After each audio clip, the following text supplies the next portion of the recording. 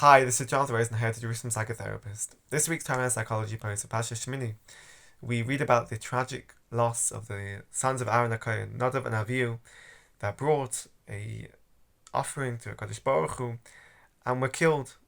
And the Mefarshim, the Rishonim, obviously go into great detail of the why of what happened, the why of why they were punished, what was the reasoning behind their death. But I'd like to focus on, from a psychological perspective, on the models that really suggest how to focus on the here and now, focus on the response, and that is certainly what is presented in Psukim as well, in terms of looking at the response of Aaron HaKohen, the father of Nadav and Avihu. There's the famous pasuk of Vayidoim Aaron, that Aaron was silent, that perhaps can be viewed as an ability, the ability to hold the loss and the tragic loss of the sons and the difficult emotions. V'yidom Aaron, from one perspective, is an ability to hold those emotions, but also there is a state of trauma. There is a speechlessness. There is a state of trauma and loss that Aaron HaKohen was experiencing quite naturally as a father. These difficult, unbelievably painful emotions in the face of the loss of his sons.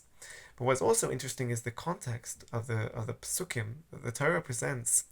This discussion between Moshe and Aaron immediately after the loss of his sons, and the V'yidom Aaron, we are told about this discussion and argument between Moshe and Aaron over the carbon musaf that was brought, in particular for the end of the Miluim process and the beginning of the avodah, of the role of the kahuna that Aaron and his sons were entering. That they now have this role, this duty that was given to them as being the Kohanim. And there's this discussion that Moshe was angry that Aaron and his sons did not eat the Karban Musaf. And Aaron responded and said they could not eat it because they're in a state of aninus. They're in a state of suffering. They're in a state of mourning. They are not allowed, halachically, it's also for them to eat the Karban. And Moshe agreed. He understood, and Aaron's argument, we could say, was a halachic argument, but also conveys an important psychological message, that Aaron was able to understand that he was in this process, this dual state of, on the one hand, being in Vayidom Aaron, this acknowledgement of the grief, this acknowledgement of the loss, perhaps a state of trauma, but also continuing with his role.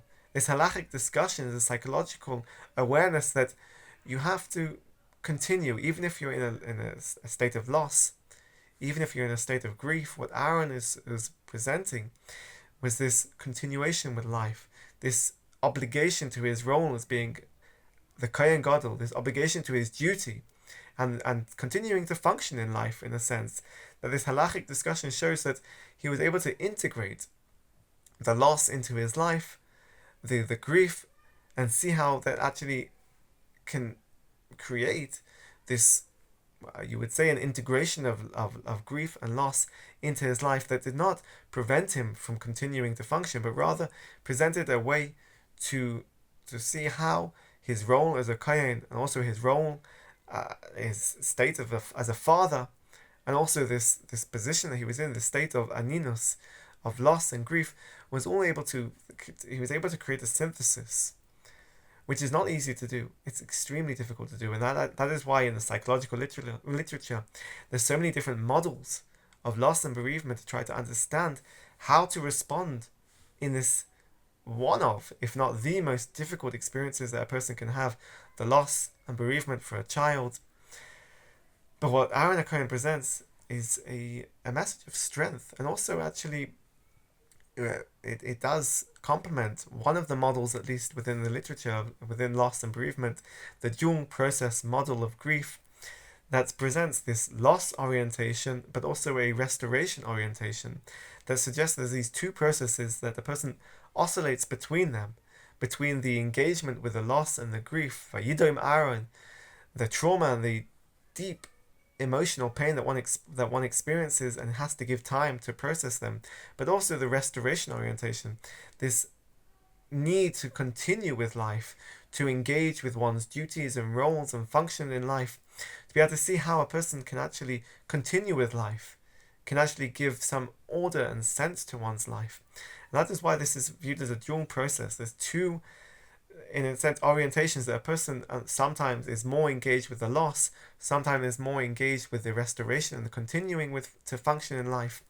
And that is what Aaron HaKohen did. That is what is presented in this week's Parsha.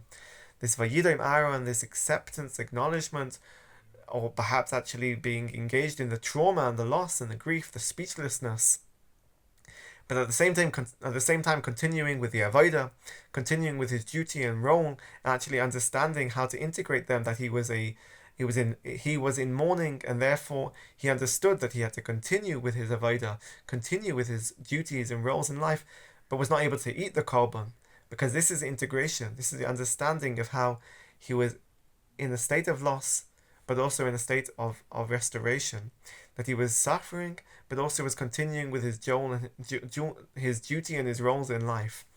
And this gives us a message of strength, in particular at this state that we're in, this moment, the stage of a ceasefire with Iran, whether it's temporary, whether it's long term, but we're in a state of transition after a month, more than a month, of pain, of loss, of grief, of suffering, of anxiety, of trauma, of this Vayidom Aaron. It reflects the state that we've been in for so long now, that we're still suffering, but also gives us an indication of how to continue this transition of returning in a way, perhaps to normal life, to the duty and the roles that we have, to the returning hopefully to a schedule and a routine of normal life and of functioning.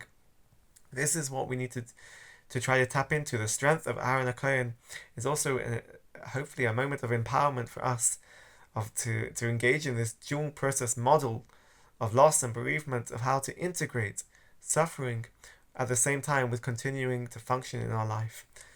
So I wish you a good Shabbos and keep well.